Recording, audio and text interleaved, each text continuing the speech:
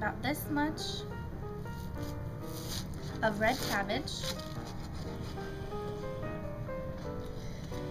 And cut them into smaller pieces so that they're easier to blend.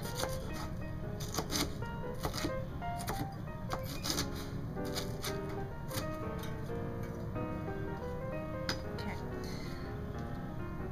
I'm going to put these into the blender. Okay. And with that, I'm going to add 400 milliliters of water.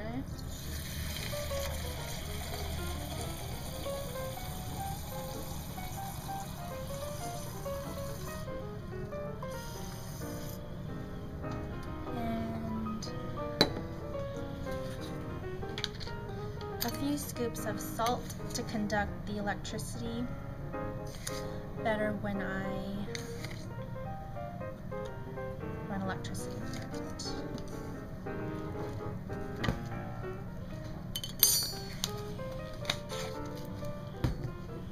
I'm gonna mix it a little bit.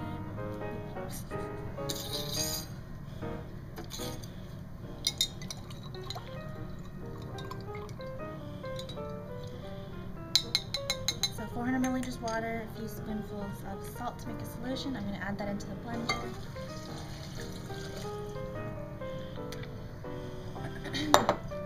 The cap on it and blend.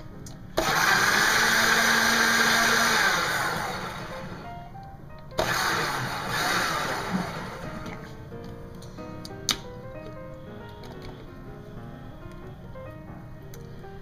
I'm going to take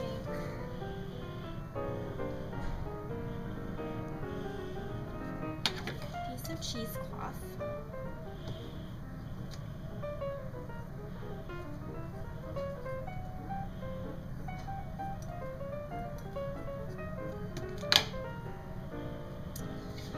And secure it over a beaker with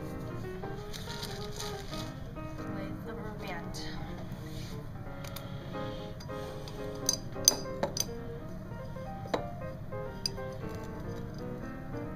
Give it a little room because the cabbage pieces are going to settle in there.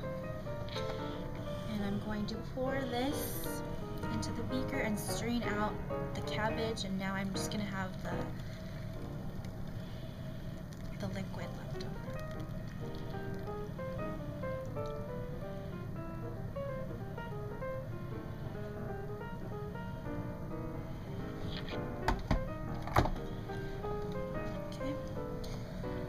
I'm going to carefully remove the cheesecloth, making sure that it's not going to go back inside the beaker, and squeeze it a little bit to remove the excess liquid.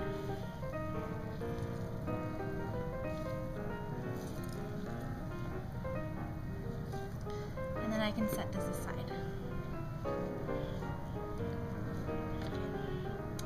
So this is a gel box used for gel electrophoresis. I'm going to pour the cabbage juice that I just extracted into here and fill it up about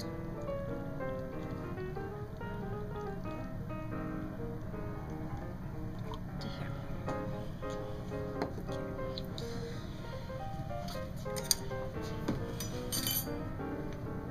I'm going to place the top on.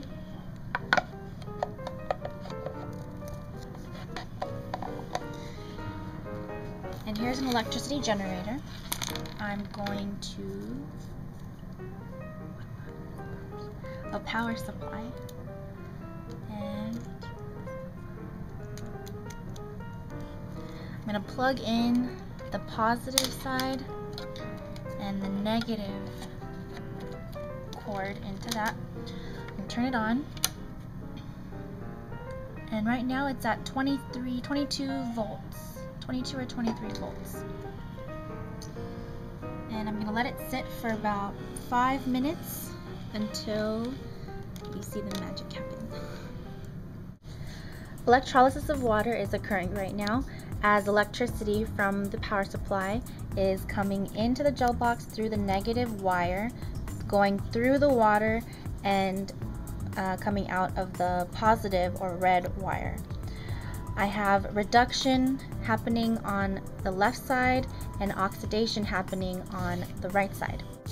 As the water is being split, the hydrogen ions on the left side are picking up the electricity, the electrons, and becoming H2 gas, and that's why you see bubbles forming on the left. And they're also leaving behind hydroxide ions. On the right side, I have the water being split, and in this case, oxidation is occurring. So the hydroxide ions, as they give away their electrons, which are coming out through the red wire, they are becoming O2 gas, which is the bubbles on the right side, and they're also leaving behind a high concentration of hydrogen ions, so into the solution. And the hydrogen ions, because there's a high concentration, this side is acidic, and I have a high concentration of hydroxide ions on the left side, which makes this side basic. So this beaker still has the cabbage juice in it. When it's neutral pH, it's a purplish bluish color, but when it becomes basic, this pigment turns green, and when it's put in acid solution, the pigment turns pink. Okay, so I think it's ready. I'm going to turn off the power supply and unplug the cords, and let's open this up.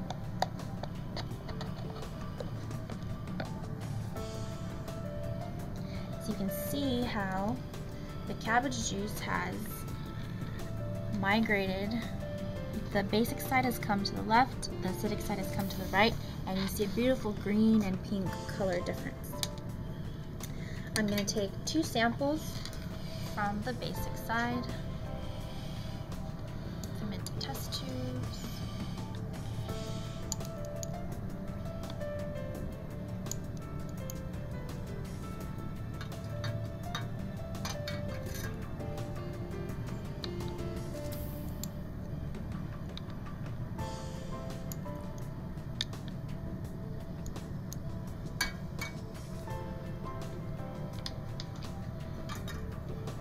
And then 2 more samples from the acidic side.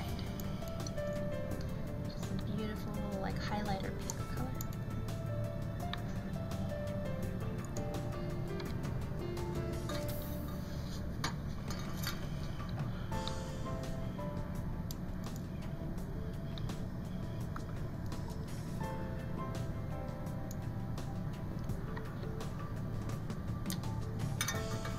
You can see this is the acidic and the green is the basic solutions. Now I have 2 samples. The clear one you see is ammonia, and this cloudy one is lemon juice. I'm going to place samples of that at each test tube to show you the color change. So this is a basic solution. I'm going to take ammonia, which is also basic, put a few drops in there, and there really isn't a color change. It's turning slightly greener, but it's pretty much the same color that it was before.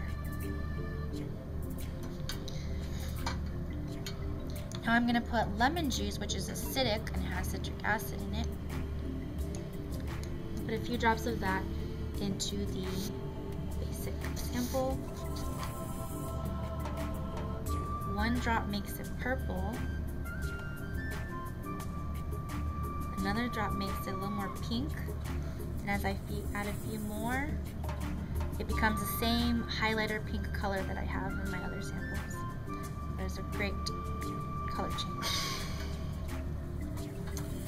Try the same thing to the other samples. So I have 1 acidic sample. I'm going to add more acid to it and see if there's a color change.